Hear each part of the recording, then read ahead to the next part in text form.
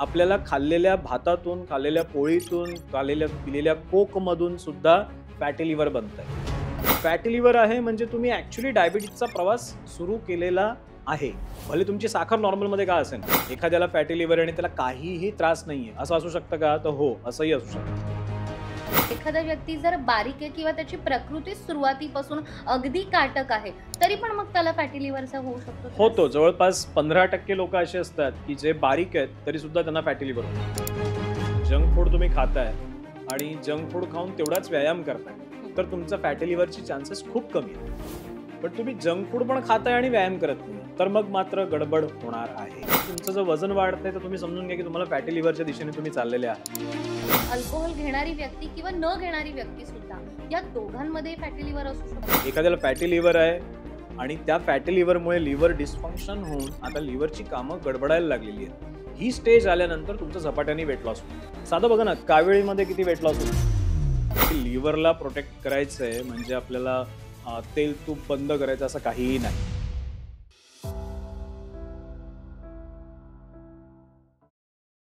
Hi hello नमस्कार, मी अमृता आकाश. लोकमत सखीच्या आरोग्यावर बोलू काही या आपल्या आवडत्या पॉडकास्टमध्ये पुन्हा एकदा सगळ्या प्रेक्षकांचं मी स्वागत करते. आजकाल कोणतीही गोष्ट करताना सगळ्यात आधी आपल्या मनात हा विचार येतो की याचा परिणाम हा माझ्या हृदयावर होणार आहे का, याचा परिणाम माझ्या लिव्हरवर होणार आहे का.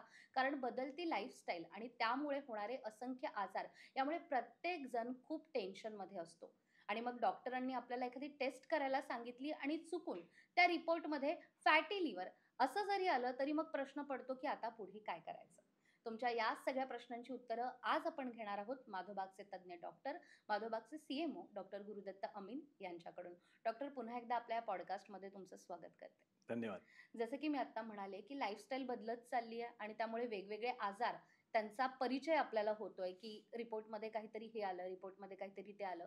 भारताचा जर आपण विचार केला तर 70% लोक असे आहेत की त्यांना डायबिटीज तर आहेच, पण त्यांच्या रिपोर्टमध्ये फॅटी लिव्हर हे देखील दिसून येतं. नेमकं फॅटी लिव्हर म्हणजे काय आणि असे काय शरीरामध्ये बदल होतात की आपल्या लिव्हरला त्याचा इतका ताण घ्यावा लागतो? बेसिक जसं याचं नाव सांगितलं, की फॅटी लिव्हर म्हणजे काय, फॅट लिव्हरमध्ये अडकलंय. सो फॅटी लिव्हर हा आजार सरळ-सरळ असाच समजायचा आहे, की आपलं यकृत नावाचा काहीतरी एक अवयव आहे आणि त्या अवयवाच्या आतमध्ये चरबी जाऊन अडकलेली आहे. मग हा एवढाच सीमित आहे का, की माझ्या अवयवामध्ये काहीतरी चरबी अडकलेली आहे? कारण आपलं वजन वाढतं तेव्हा आपल्याला कळतं, की आपलं वजन वाढतंय. मग फॅटी लिव्हर असा वेगळा कुठला आजार आहे? तर फॅटी लिव्हर हा असा आजार आहे, की ज्याच्यामध्ये लिव्हरच्या कामांमध्ये त्या फॅटनी गडबड सुरू होते.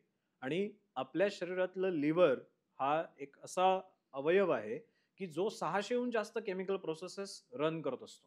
आपल्या शरीराला कंटिन्युअसली ऊर्जा देण्याचं काम हे बेसिकली, जसं आपण म्हणतो, की हार्ट रक्त सगळीकडे पोहोचवतं, तसं यकृत आपल्या शरीरातलं शुगर मेटाबॉलिझम कंट्रोलमध्ये ठेवतं.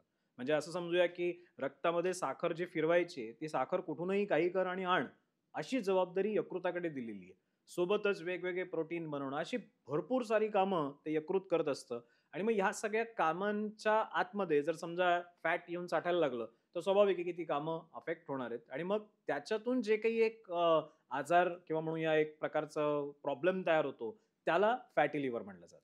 बरोबर. पण मग फॅटी लिव्हर माझ्या रिपोर्टमध्ये आल्यानंतर त्याचे सिम्प्टम्स मी कसे ओळखायचे, की हा त्रास आता सुरू झालाय आणि पुढे तो वाढू पण शकतो? जनरली फॅटी लिव्हरचं सगळ्यात पहिलं लक्षण म्हणजे तुमचं जर वजन वाढतंय, तर तुम्ही समजून घ्या की तुम्हाला फॅटी लिव्हरच्या दिशेने तुम्ही चाललेले आहात. हं.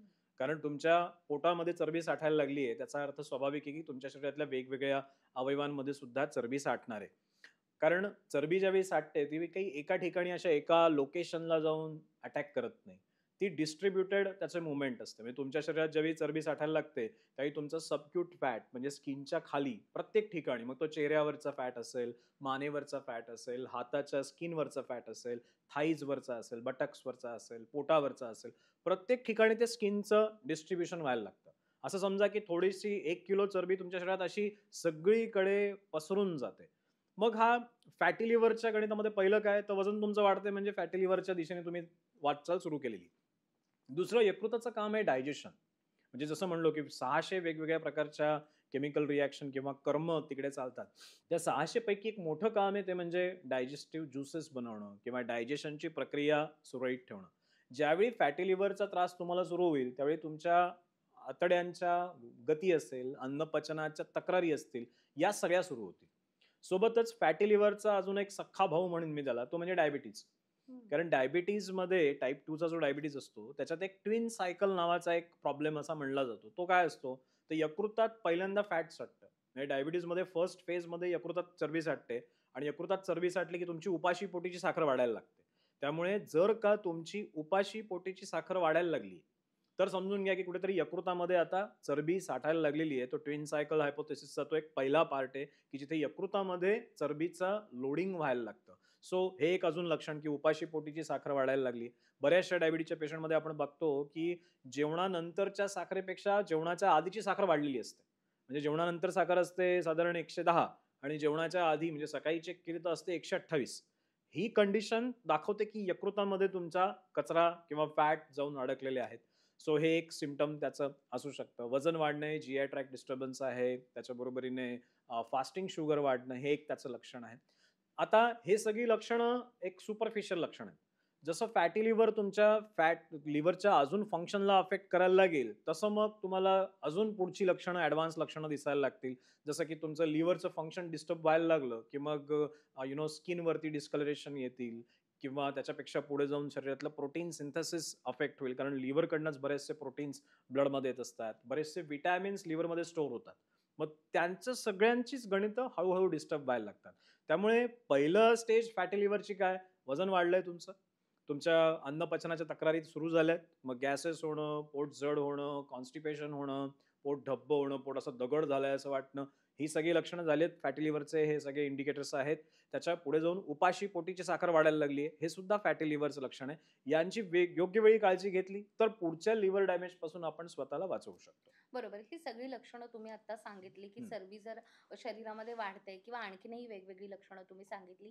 पण एखादा व्यक्ती जर बारीक आहे किंवा त्याची प्रकृती सुरुवातीपासून अगदी काटक आहे, तरी पण मग त्याला फॅटी लिव्हरचा होऊ शकतो त्रास? होतो. जवळपास 15% लोकं असे असतात, की जे बारीक आहेत, तरी सुद्धा त्यांना फॅटी लिव्हर होतं.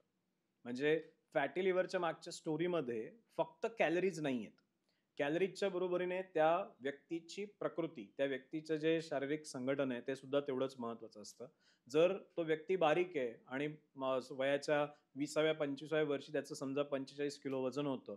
पण नंतर थोडं-थोडं वजन वाढत गेलं आणि वजन 45 किलोवरून समजा 47, 48, 49 पर्यंत पोहोचलं.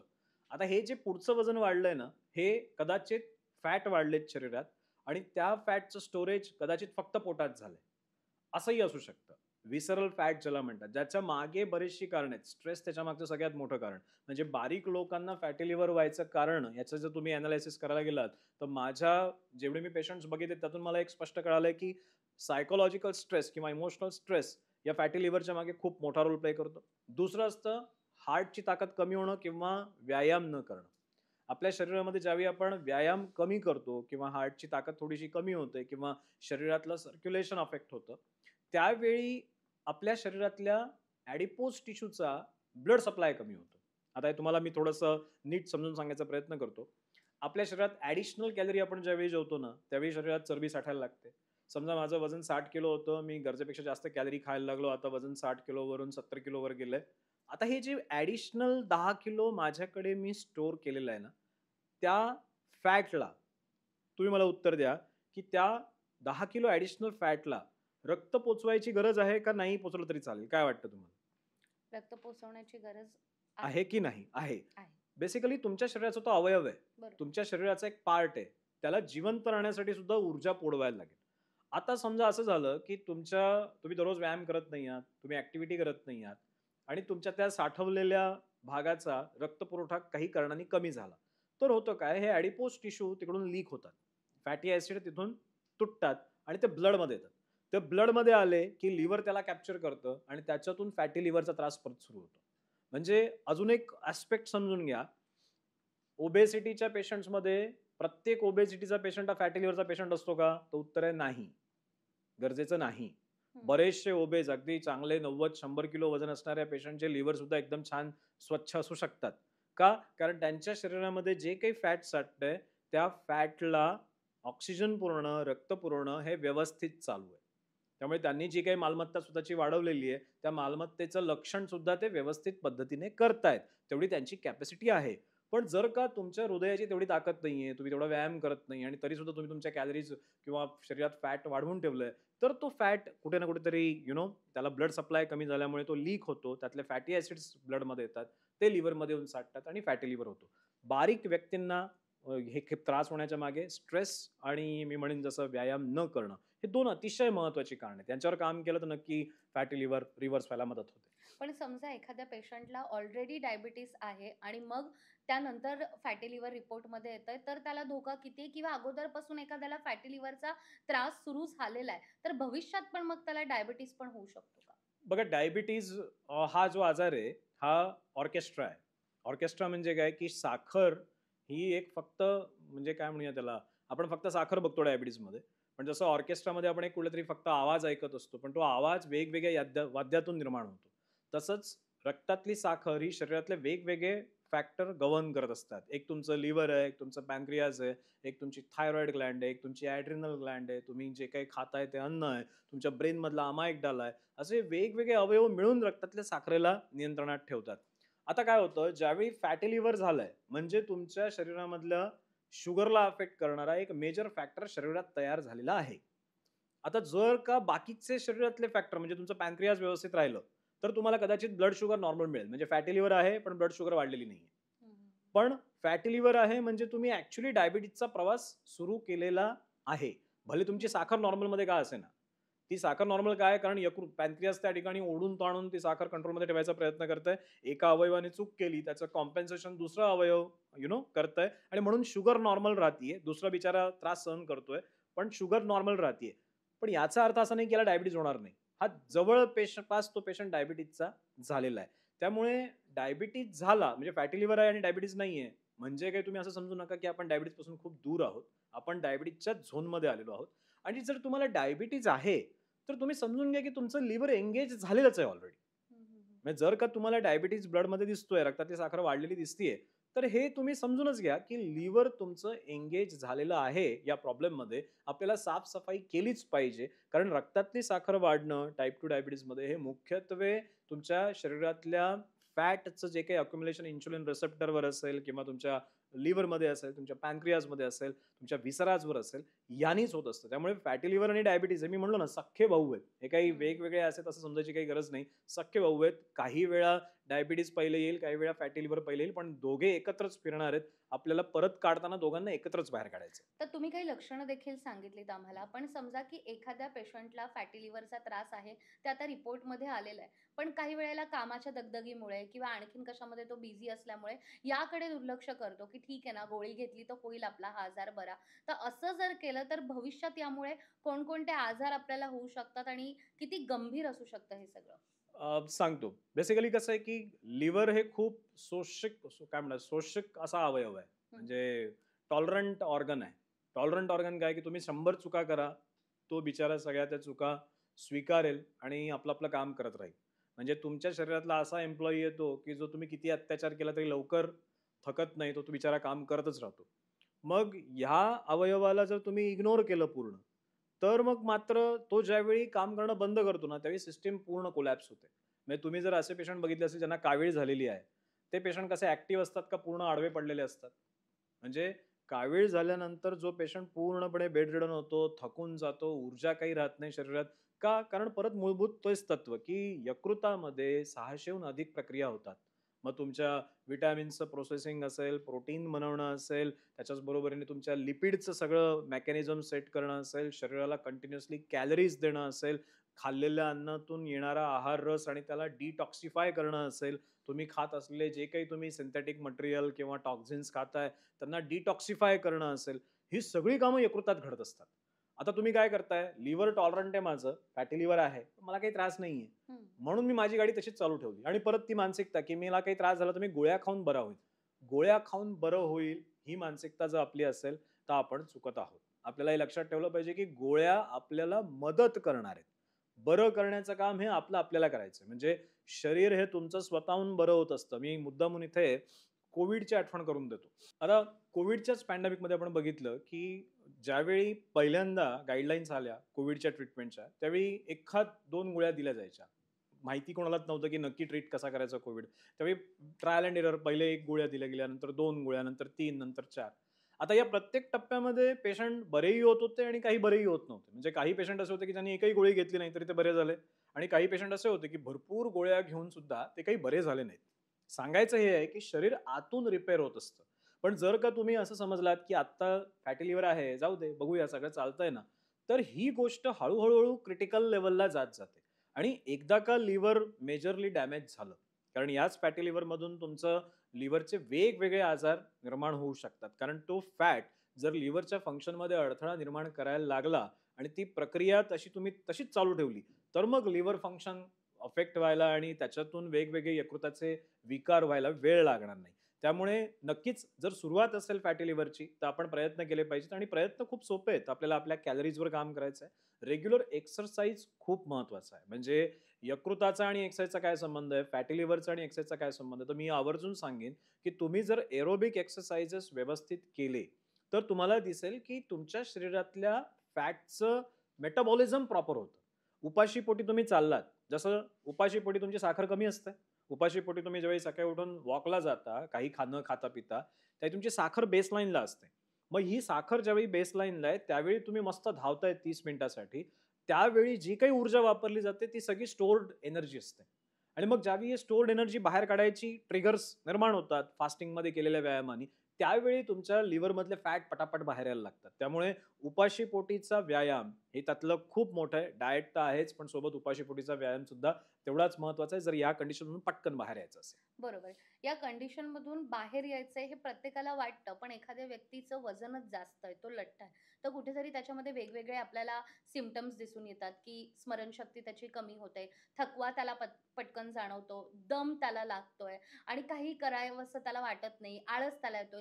ही सगळी जर आपण लक्षणं बघितली, तर त्याला फॅटी लिव्हर असू शकतो का? आणि जर असेल, तर या लठ्ठ व्यक्तींमध्ये कारणं काय असू शकतात या फॅटी लिव्हरची? अगेन लठ्ठ माणूस आहे आणि त्याच्यामध्ये चरबी ऑलरेडी जास्त आहे. त्यामुळे परत कारणं काय असतील तर तीच आहेत, की डाएट आहे, तुम्ही एक्सरसाइज करत नाही आहात, फूडचे पॅटर्न तुमचे क्लिअर नाही आहेत, कुठेतरी तुम्ही एक प्रकारच्या मेंटल डिप्रेशनमध्ये आहात. या सगळ्याच्या क्युम्युलेटिव्ह इफेक्ट म्हणून तुम्हाला फॅटी लिव्हर होणार.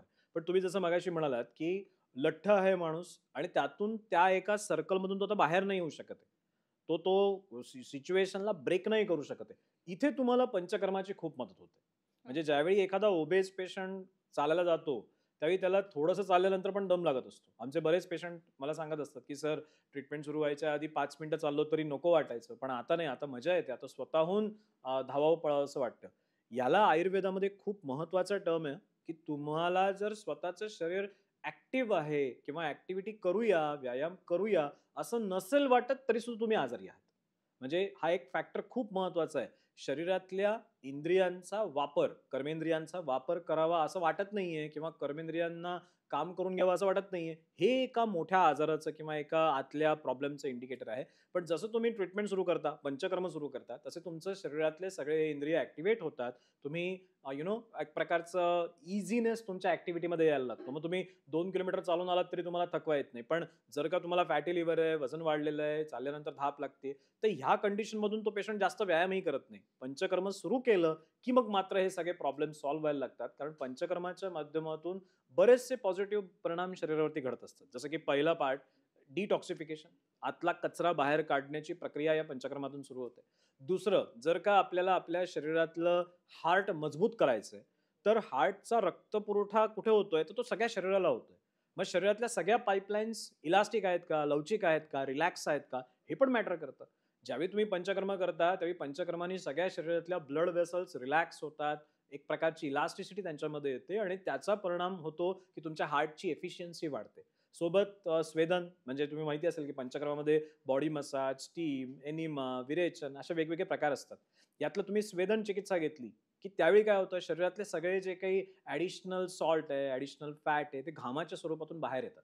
आणि हे एकदा का बाहेर यायला लागले, आपोआप अंग हलकं होतं, चालण्या-फिरण्याची क्षमता वाढायला लागते आणि मग तुम्ही त्या कंडिशनला ब्रेक करू शकता. एक लक्षात घ्या, की ही एक पर्टिक्युलर कंडिशन आहे, ज्याला ब्रेक करणं हे पेशंटसाठी अवघड जात असतं. पण पंचकर्माची मदत घेतली तर हे खूप सोपं होतं. पण जसं आपण म्हणतोय, की बदलती जीवनशैली आणि यामुळे हे सगळे आजार होतात. खाण्यापिण्याच्या सवयी आपल्या बदलल्या आहेत. जंक फूड आपण खातो, अति तेलकट पदार्थ आपण खातो आणि हे सगळे पदार्थ आता रोजच्या जीवनाचा भाग पण झालाय. जे लोकं जे हे नेहमी खात असतात किंवा हे पदार्थ ते सोडूच शकत नाहीत, त्यांच्यामध्ये फॅटी लिव्हरचा धोका किती असू शकतो? नक्कीच जास्त असतो. पण एक भाग लक्षात घ्या, की जंक फूड तुम्ही खाताय आणि जंक फूड खाऊन तेवढाच व्यायाम करताय, हं. तर तुमचा फॅटी लिव्हरची चान्सेस खूप कमी आहेत. पण तुम्ही जंक फूड पण खाताय आणि व्यायाम करत नाहीये, तर मग मात्र गडबड होणार आहे. जर तुम्ही तुमच्या डाएटमध्ये सात्विक फूड आहे आणि तुम्ही व्यायाम करत नाही तरी सुद्धा तुम्हाला फॅटी लिव्हर होणार आहे. त्यामुळे मी जंक फूड खूपच वाईट आहे असं नेहमी म्हणणं तेवढंच फायद्याचं नाहीये, की ते बिलकुलच खाऊ नका असंही काही नाहीये. तुम्ही ज्यावेळी हे फूड स्टफ खाता, त्यावेळी तुम्हाला एक नैसर्गिक दायित्व यायला पाहिजे. म्हणजे तुम्ही एक छानसा वडापाव खाल्लात, कसं वाटतं? छान वाटतं की नाही? हं. मग वडापाव थोडासा Google करा, की एक वडापाव खाल्ल्यानंतर किती कॅलरी मिळतात? वड्यातून किती आणि पावमधून किती? समजा तुम्हाला कळालं, की 250 ते 300 कॅलरी मिळतात. मग अजून Google करा, की 300 कॅलरी जाळण्यासाठी किती चाललं पाहिजे? मग तुम्हाला जर मिळालं, की 300 कॅलरी जाळण्यासाठी किमान 5 ते 8 किलोमीटर चाललं पाहिजे. तर मग ती मानसिक तयारी ठेवा, की मी एक वडापाव खातोय, जो मला आता कदाचित गरजेचा नाहीये, पण मला आवडतो म्हणून खातोय. तर ही आवड जोपासायला त्याची कॉस्ट बेअर करा. कॉस्ट म्हणजे जे काही ₹25-30 त्या वडापावची कॉस्ट आहे ती नाही, तर त्या कॅलरीजच्या अगेन्स्ट 5 ते 8 किलोमीटर चालणं, हे सुद्धा तुम्हाला करायचंय. तसं जर केलं, तर मी म्हणेन जंक फूड खायला काही प्रॉब्लेम नाही, खाऊ शकता. फक्त त्याला कॉम्पेन्सेट करणारा व्यायाम मात्र नक्की करा.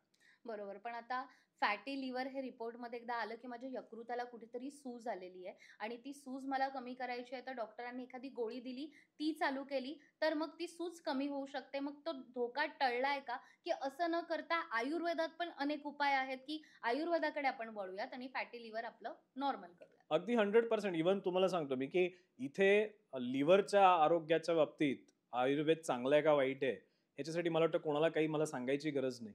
ॲलोपॅथीच्या सगळ्या डॉक्टरांकडे आज तुम्ही कुठल्याही आजारासाठी, लिव्हरच्या आजारासाठी गेलात, मॅक्सिमम डॉक्टर तुम्हाला लिव्ह 52 नावाचं एक औषध देतात. हे लिव्ह 52 नावाचं औषध ॲलोपॅथीचे डॉक्टर सर्रास वापरतात आणि वाईट काही नाहीये. ते आयुर्वेदिक औषध आहे. हे किती लोकांना माहिती आहे? हं.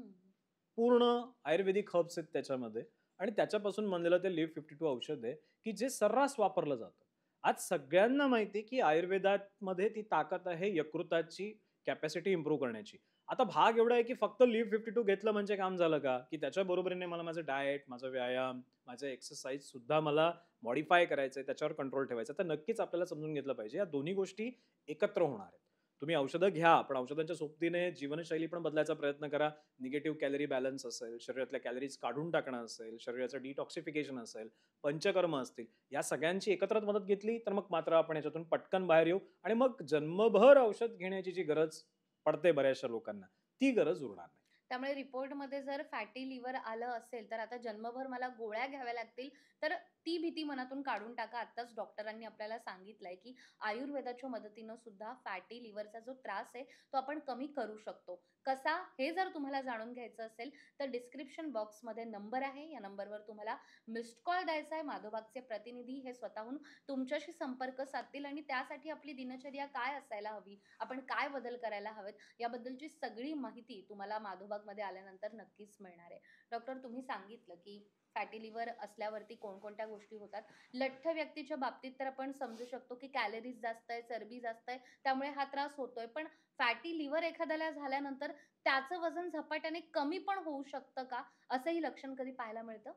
एक लक्षात घ्या, की फॅटी लिव्हरमध्ये तुम्ही गेलायत आणि आता फॅटी लिव्हर मी जसं म्हणालो, की ती एक कंडिशन आहे. त्याच्या पुढे यकृताच्या वेगवेगळ्या कंडिशन्स येऊ शकतात. एखाद्याला फॅटी लिव्हर आहे आणि त्याला काहीही त्रास नाहीये, असं असू शकतं का? तर हो, असंही असू शकतं. एखाद्याला फॅटी लिव्हर आहे आणि त्या फॅटी लिव्हरमुळे लिव्हर डिस्फंक्शन होऊन आता लिव्हरची कामं गडबडायला लागलेली आहेत. ही स्टेज आल्यानंतर तुमचा झपाट्याने वेट लॉस होतो. साधं बघा ना, काविळीमध्ये किती वेट लॉस होतो. एखाद्याला कावीळ झाली, तर किती फास्ट वेट लॉस होतो. कारण यकृत हे फार मोठं स्टेशन आहे. मी परत-परत सांगतो. यकृतामध्ये फूड डायजेशन असेल, फूडचं प्रोसेसिंग असेल, प्रोटीनचं सगळ्या शरीराला डिस्ट्रिब्युशन असेल, फॅटचं डिस्ट्रिब्युशन असेल, शुगरचं मेटाबॉलिझम असेल, या सगळ्या गोष्टी यकृतात घडतात. त्यामुळे तिकडे जर का डिस्टर्बन्स आला, तर मग मात्र ही स्टेज येऊ शकते, की त्याचं आता झपाट्याने वजन कमी व्हायला लागलंय. लिव्हरमध्ये फॅट जमल्यानंतर इमिजिएट लिव्हरला सूज येत नाही. लिव्हरला सूज येणं ही एक कंडिशन अशी की आता झालं, सगळीकडेच मोठा प्रॉब्लेम झाला. पहिल्यांदा फॅटी लिव्हर आणि त्याला इग्नोर करत करत गेलात तर ह्या सगळ्या पुढच्या स्टेजेस तुमच्या जीवनामध्ये येऊ शकतात. बरोबर. आपल्या शरीरात होणारे जे वेगवेगळे बदल आहेत, त्याकडे पण आपण असं बघतो, की हे कोणत्या आजाराचं लक्षण तर नाही. जसं की बद्धकोष्ठतेमुळे पण आपण बघतो, अनेकांच्या शरीरामध्ये बदल तर घडतात, पण त्यांना त्याचा त्रास पण होतो. तर फॅटी लिव्हरचा आणि याचा काही जवळचा अगदी, संबंध आहे का? अगदी जवळचा संबंध आहे, की ज्यावेळी तुम्हाला फॅटी लिव्हर झालेलं असतं, त्यावेळी तुमच्या मेटाबॉलिझम अफेक्ट होतात आणि अफेक्ट झाल्यानंतर कॉन्स्टिपेशन हे तर कॉमन त्याचं प्रायमरी सिम्प्टम आहे. तुमच्या पोटातलं जे काही डायजेस्टिव्ह फायर आहे, डायजेस्टिव्ह सिस्टम आहे, त्याची कॅपॅसिटी लो झाली, की पहिलं लक्षण तुम्हाला दिसेल कॉन्स्टिपेशन. कारण कॉन्स्टिपेशन म्हणजे काय? जे काही खाल्लंय, त्या मटेरियलला पूर्णपणे प्रोसेसच केलं नाहीये. पूर्ण प्रोसेस केलं नाहीये म्हणून ते मटेरियल तिकडे आहे. लक्षात घ्या, की हं, कॉन्स्टिपेशन म्हणजे मळ अडकलेला आहे असं नाहीये. त्या खाल्लेल्या अन्नाचं पूर्ण प्रोसेसिंग व्हायला पाहिजे होतं. ते प्रोसेसिंग झालं नाहीये म्हणून ते कॉन्स्टिपेशन आहे. हं, मग ते प्रोसेसिंग का नाही झालं? तर त्याची 2 कारणं असू शकतात. एक तर तुम्ही जे काही जेवताय त्याची क्वांटिटी जास्त आहे. हं, म्हणजे मला साधं उदाहरण आहे बघा, की जर का कमी आग आहे आणि त्याच्यावर मी भरपूर लाकूड टाकलं, तर कमी आगीमध्ये लाकडाचा कोळसा तयार होतो. हं, माहिती आहे हे आपल्याला? हं. की कमी आग असेल, पार्शल बर्न जर झालं लाकूड, तर त्याचा कोळसा तयार होतो आणि पूर्ण बर्न झालं लाकूड, तर त्याची राख तयार होते. तुमच्या जेवणामध्ये जर खाल्लेलं अन्न याची क्वांटिटी इतकी जास्त आहे, की तुमचं शरीर ते पचवूच शकत नाही. म्हणल्यावर ते पूर्ण प्रोसेसच होणार नाही. त्याची राख तयारच नाही होणार आणि मग त्यातून कॉन्स्टिपेशन होईल. तर फॅटी लिव्हर आणि कॉन्स्टिपेशन अगदी जवळचं. त्याच्याबरोबर पाईल्स पण त्याच्यात जवळ आहे. म्हणजे आपल्याला हं. वाटतं, की पाईल्स हे फक्त काय त्या शेवटच्या पार्टचा विकार आहे. पण आयुर्वेदानुसार पाईल्स हा विकार पूर्ण तुमच्या डायजेस्टिव्ह सिस्टममध्ये येणाऱ्या कमजोरीचा आहे, की ज्यावेळी तुमचं अन्नपचन पूर्णच डिस्टर्ब होतं, त्यावेळी मग तुम्हाला पाईल्सपासून वेगवेगळे मग त्यात फिशर आलं, पाईल्स आलं, ब्लीडिंग आलं, हे सगळे आजार तिथे सुरू होतात. त्यामुळे फॅटी लिव्हर हा एकच असा नाहीये. त्याच्या बरोबरीने बऱ्याचशा गोष्टी फ्रीमध्ये तुम्हाला मिळणार आहेत. वेळ योग्य वेळी त्याला आयडेंटिफाय केलं पाहिजे. आयडेंटिफाय करून करेक्टिव्ह मेजर्स सुरू केले पाहिजेत. म्हणजे आपण या आजारातून आणि पुढच्या कॉम्प्लिकेशनमधून स्वतःला दूर ठेवू शकू. बरोबर. आणि या फॅटी लिव्हरचा आपल्या वेगवेगळ्या अवयवांवर देखील परिणाम होऊ शकतो का? आणि कोणता असा अवयव आहे का, की तो डॅमेज होऊ शकतो केवळ आपल्या या यकृतामुळे?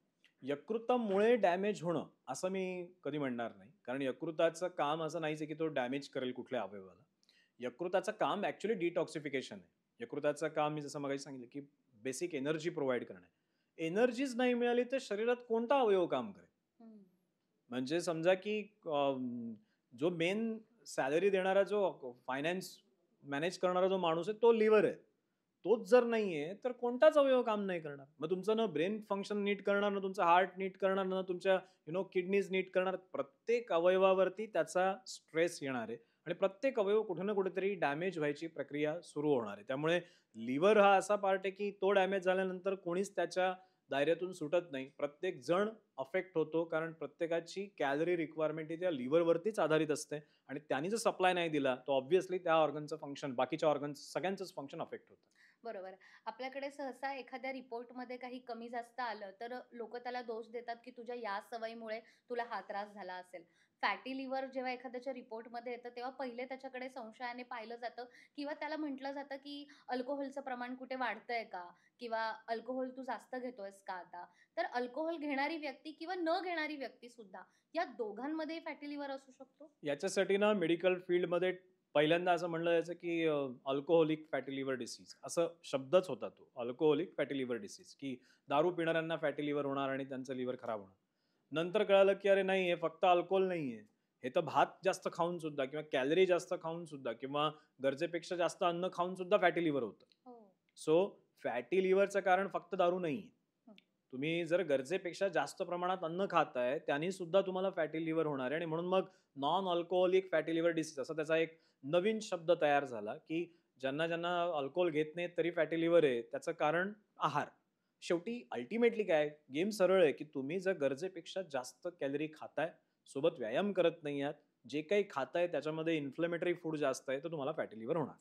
तुम्ही वारंवार एक गोष्ट सांगताय, की गरजेपेक्षा तुम्ही जास्त जेवताय, हं. गरजेपेक्षा जास्त कॅलरीज तुम्ही घेताय, तर तुम्हाला हा त्रास होऊ शकतो. तर आता जे प्रेक्षक आपल्याला पाहतात, त्यांनी समजा असं ठरवलं, की आम्ही आता जे फूड आहे ते मॅनेज करतो आणि ठराविक वेळेत सेम क्वांटिटीमध्ये आम्ही खातो. तर ते मॅनेजमेंट मग आपल्या प्रेक्षकांनी कसं करायचं? सरळ गणित आहे बघा, की जर तुम्हाला खरोखर स्वतःचं डाएट मॅनेज करायचं तर पहिल्यांदा हे बघा, की माझ्या शरीरामध्ये वजन जास्त आहे का नॉर्मल आहे, माझ्या उंचीच्या प्रपोर्शनमध्ये आहे का. तर ठीक आहे, उंचीच्या प्रपोर्शनमध्ये जर असेल तर एक अनुमान लावू शकता की तुम्ही जे काही खाताय ते तुम्ही कॅलरी तुमच्या मॅच आहेत, जेवढं जाळताय तेवढंच तुम्ही खाताय.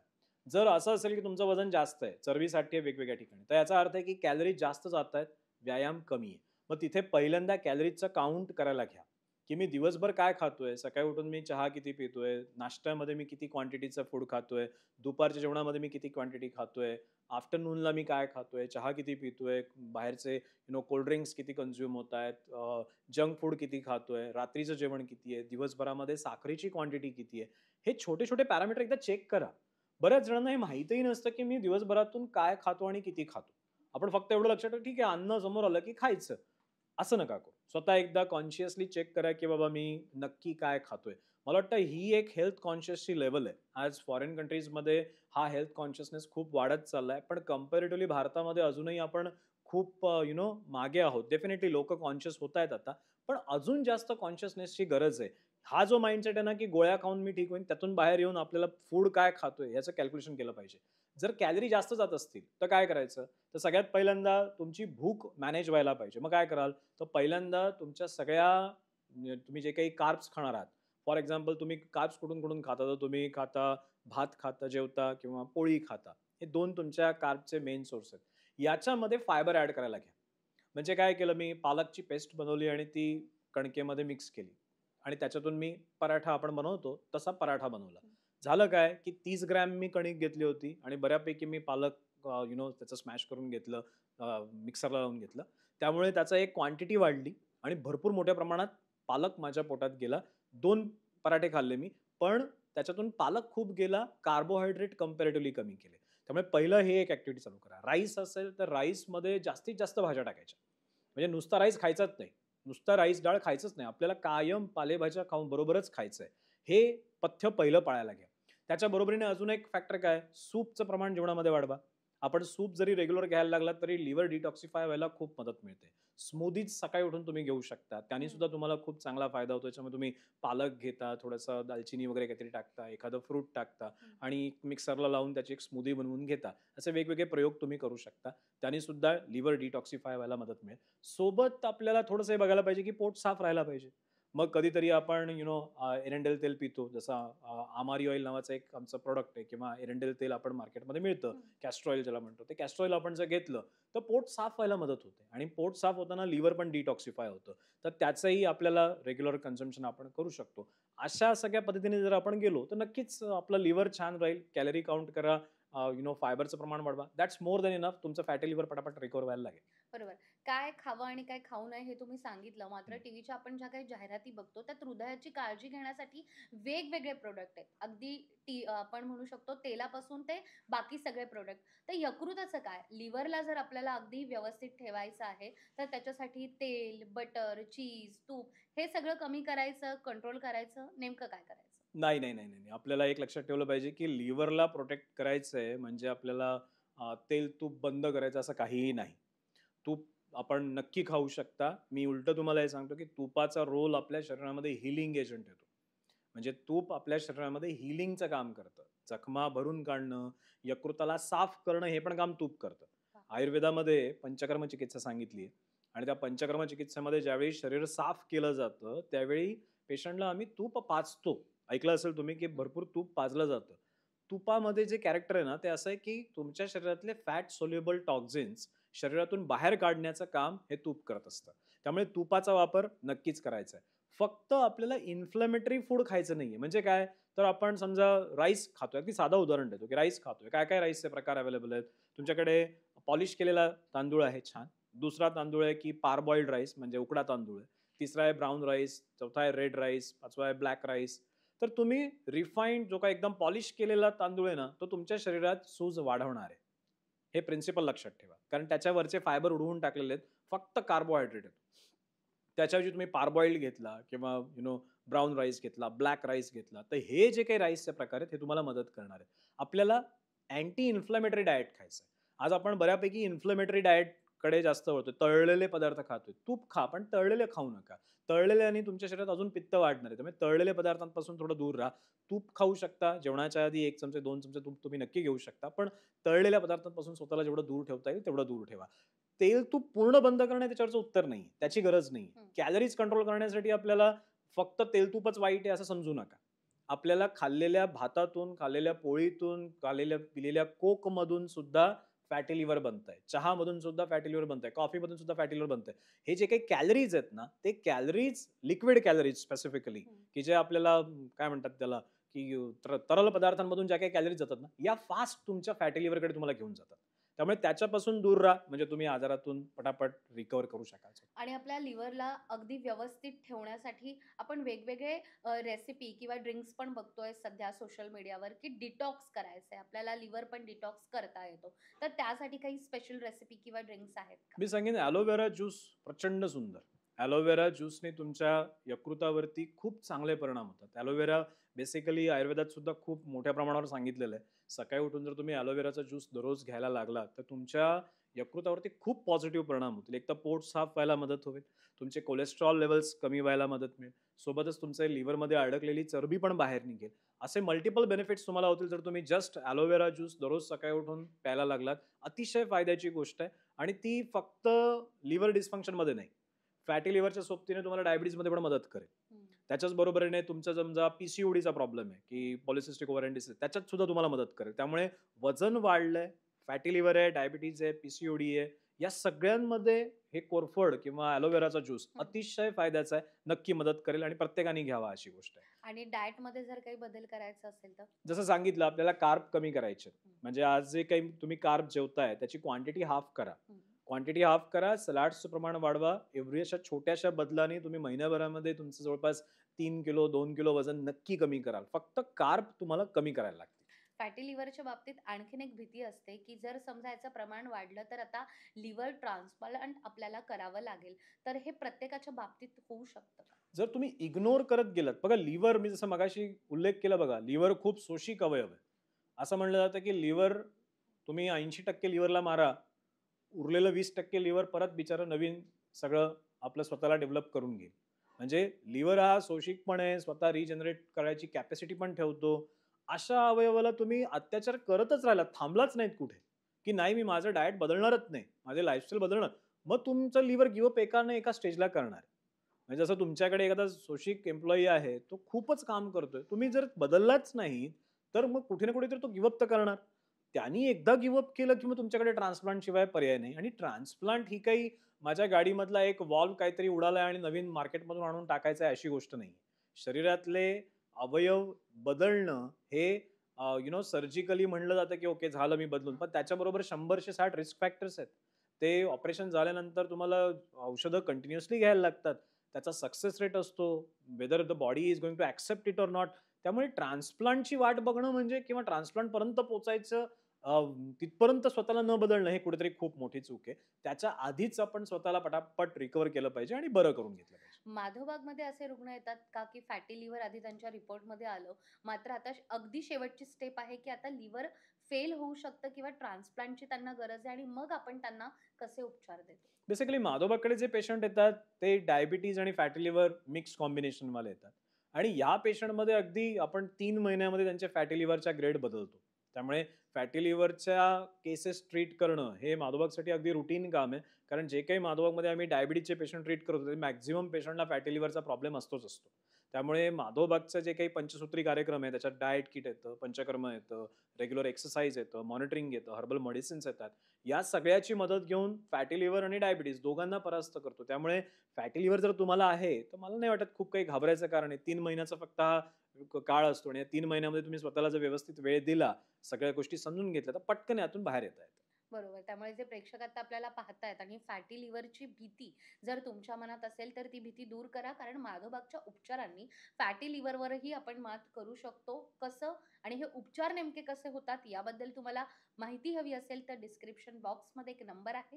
या नंबरवर तुम्हाला मिस्ड कॉल द्यायचा आहे. माधोबागचे प्रतिनिधी हे तुमच्याशी संपर्क साधतील आणि त्यानंतर या संपूर्ण ट्रीटमेंटविषयी तुम्ही माहिती घेऊ शकता.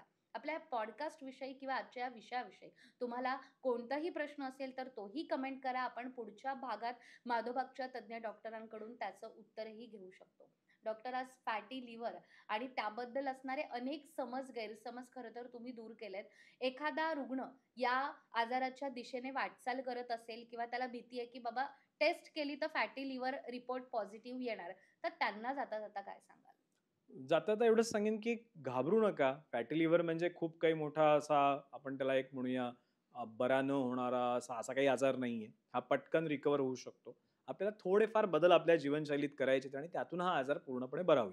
गरज आहे तर स्वतःला वेळ देण्याची. आपण पाहतो, की बऱ्याच जणांना स्वतःसाठीच वेळ नसतो आणि मग ज्यावेळी तुमचं जीवन असं व्हायला लागतं ना, की स्वतःसाठी वेळ नाहीये, त्यावेळी तुम्ही समजून घ्या, की तुम्ही क्रिटिकल कंडिशनमध्ये आहात. कारण मग इथे तुम्ही तुमच्याकडचं सगळ्यात महत्त्वाचा असेट हा गमावत चाललेत आणि ते म्हणजे तुम्ही स्वतः. आपल्याला वाटत असतं, की माझ्याकडच्या असेट म्हणजे माझं अर्निंगचे रिसोर्सेस, माझा जॉब, माझी फॅमिली, माझ्या बाकी सगळ्या गोष्टी ज्या मी कमवलेल्या आहेत. खरं बघायला गेलात तर तुमची सगळ्यात मोठी असेट तुम्ही स्वतः असता आणि त्यालाच वेळ द्यायला तुमच्याकडे वेळ नसेल, तर you are at a big risk की खूप मोठा लॉस तुम्हाला होऊ शकतो. त्यामुळे स्वतःला थोडा वेळ द्या आणि खूप काही वेळ द्यायची गरज नाहीये. सकाळचा अर्धा तास व्यायामासाठी आणि दिवसातून अर्धा 1 तास स्वतःच्या फक्त जेवणाला मॅनेज करण्यासाठी. म्हणजे जेवणाला मॅनेज करा, की मी काय खाल्लं, काय नाही दिवसभरातून त्याचा काउंट ठेवा. त्यातून सुद्धा तुम्ही तुमच्या स्वतःच्या शरीराला पूर्णपणे बरं करू शकता. त्यामुळे स्वतःकडे थोडं बघायला लागा. त्यावेळी ज्यावेळी आजार छोट्या प्रमाणात आहेत, मोठे होण्याची वाट न बघता योग्य वेळी आपण त्या आजाराला डील करूया. जसं आता अमेरिकेमध्ये एक मोठी आग लागली होती, बरोबर आहे? हं. ती आग 1 कप पाण्याने पण विझवता आली असती. कधी? जेव्हा ते सुरुवातीलाच तर ती अर्ली लागलेलं. स्टेजमध्ये असती तर. अगदी, अगदी. एकदा केव्हा ती पुढे जायला लागली किंवा तुम्ही गॅलन्स पाणी होतं त्याने काही फरक पडत नाही. तसा प्रकार शरीरात सुद्धा आहे. योग्य वेळी त्याला अप्रोच करा योग्य पद्धतीने. मग तुम्ही पटकन यातून बाहेर पडाल. बरोबर. त्यामुळे फॅटी लिव्हर हा शब्द जेव्हा आपण रिपोर्टमध्ये बघतो, तेव्हा घाबरून न जाता वेळीच निदान करणं आणि उपचार सुरू करणं, स्वतःची काळजी घेणं, या सगळ्या गोष्टी आज खरं तर तुम्ही आम्हाला सांगितल्या आहेत आणि त्याची सुरुवात आपण आजपासून केली, तर हा जो रिपोर्ट आपला पॉझिटिव्ह आलेला आहे, त्यातूनही आपण बाहेर येऊ शकतो आणि अगदी निरोगी आयुष्य आपण जगू शकतो. आणि हाच आपला उद्देश आहे, आरोग्यावर बोलू काही या पॉडकास्टच्या माध्यमातून. आज तुम्ही ते आलात, आमच्याशी छान अशा गप्पा तुम्ही मारलेल्या आहेत आणि वेगवेगळे आम्हाला उपाय तुम्ही सांगितलेत. तुमचे खूप खूप आभार. धन्यवाद. Thank you.